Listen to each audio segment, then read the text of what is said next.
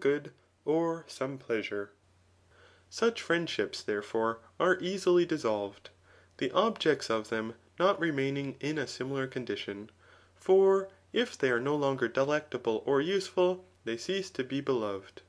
And the useful is not permanent, but at a different time becomes different. Hence, that through which they were friends being dissolved, their friendship also is dissolved, in consequence of existing for the sake of it. A friendship, however, of this kind appears especially to subsist among elderly men. For those who have arrived at this period of life do not pursue the delectable, but the useful. Nor is the delectable pursued by such young men in the acme of life, as make utility the object of their pursuit. But such persons do not very much live together. For sometimes they are not pleasing to each other. They do not, therefore, require an association of this kind, unless they are useful. For they are delectable to each other so far as they hope for some good. Among these friendships, also, viz. Those of utility, hospitable friendship is ranked. But the friendship of young men appears to subsist on account of pleasure.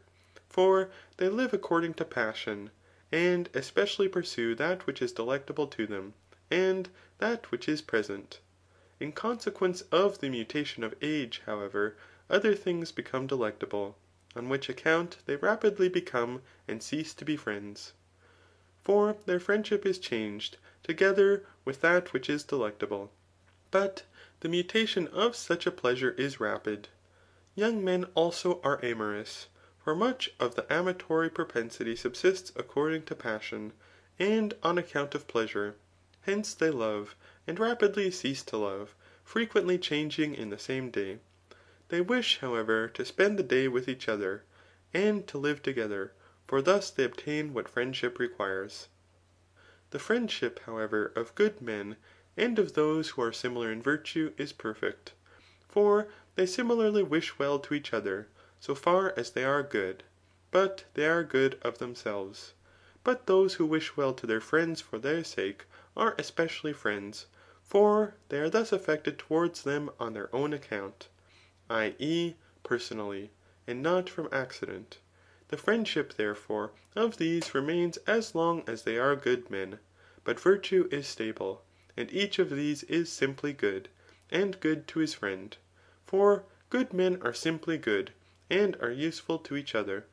In a similar manner, also, they are delectable to each other. For good men are simply and mutually delectable. For to each their proper actions, and such like actions, viz. Such as are similarly virtuous, are attended with pleasure. But the actions of good men are such as these, or resemble them. It reasonably follows, also, that such a friendship is stable. For all such things subsist in it connectedly as ought to be present with friends.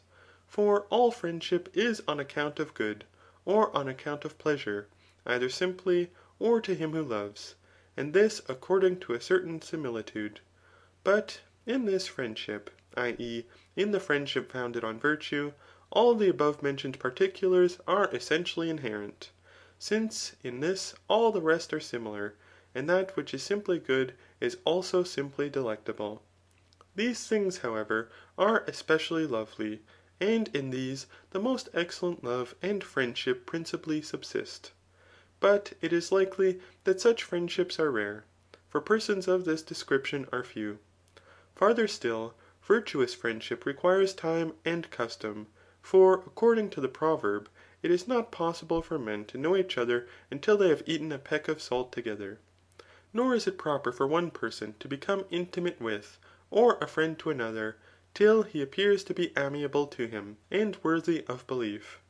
But those who rapidly perform towards each other the offices of friendship, wish indeed to be friends, but are not, unless they are amiable, and know that they are so. They rapidly, therefore, contract the wish to be friends, but they do not contract friendship. Hence, virtuous friendship is perfect according to time, as being lasting, and according to other things, and consists from all these. Each friend, likewise, is in this friendship similar to each, which is a thing necessary to friends. CHAPTER 4. The friendship, however, which subsists on account of the delectable, has a similitude to virtuous friendship. For good men also are delectable to each other. This is likewise the case with the friendship which subsists on account of utility. For good men are also such, i.e. useful to each other. But among these, viz. Those who are friends through the delectable, friendships are especially permanent, when an equality, as for instance, of pleasure subsists between them, and not only so, but likewise from the same thing, as is the case with men of versatile manners, and not as between the lover and the beloved person. For these are not delighted with the same thing, but the lover is delighted with the sight of the beloved person, and he who is beloved is delighted with the attention which is paid him by the lover. When the flower of age, however, is no more, sometimes the friendship also ends. For to the one the sight of his friend is no longer pleasing, and to the other bland attention is no longer paid. Many of these, however, continue permanent in their friendship, if each loves the manners of each from custom, in consequence of possessing similar manners. Those, however, who do not reciprocally exchange delight in amatory affairs, but utility, are friends in a less degree, and their friendship is less permanent. But the friendship of those who are friends on account of utility is dissolved together with advantage. For they were not friends of each other, but of the profitable. On account of pleasure, therefore, and on account of utility, it is possible for bad men to be friends to each other, and also for worthy with bad men, and for those who are neither good nor bad with each other, and with the good or the bad. But it is evident that the good alone can be friends through or on account of themselves. For bad men are not delighted with each other, unless each derives some advantage from the other. And the friendship of good men alone is unattended with calumny. For it is not easy to believe any thing bad of him who has been tried by us for a long time. Among these also there is mutual credibility, and a confidence that the one will not injure the other, and such other particulars as are thought worthy to be ranked in true friendship. In other friendships, however, there is nothing to prevent things of this kind from taking place. For since men denominate friends those who are connected together on account of utility, in the same manner as cities (for to cities warlike confederacies appear to take place for the sake of advantage), and since those likewise are called friends who like boys love each other on account of pleasure, perhaps, indeed, it is necessary that we also should call such persons friends, and should admit that there are many species of friendship. And we must denominate, indeed, the friendship of good men, so far as they are good, that which is primarily and properly so called. But we must admit that the rest are called friendships from similitude.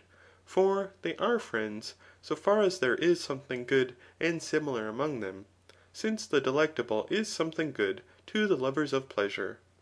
These friendships, however, are not very much conjoined, nor do the same persons become friends on account of the useful and the delectable. For things which are from accident are not very much united. But friendship being distributed into these species, bad men, indeed, will be friends on account of pleasure or advantage, through which they are similar, but good men will be friends on their own account, for they are friends so far as they are good. These, therefore, are simply friends, but those from accident, and from being assimilated to these. CHAPTER 5. As, however, in the virtues, some men are said to be good according to habit, but others according to energy, thus also it is in friendship. For those friends who live together are delighted with, and impart good to each other. But those who are asleep, or are separated by places, do not indeed energize, and yet they are so disposed as to be able to energize in such a way as friendship requires. For places do not dissolve friendship simply, but only the energy of it. If, however, the absence is long, it seems to produce an oblivion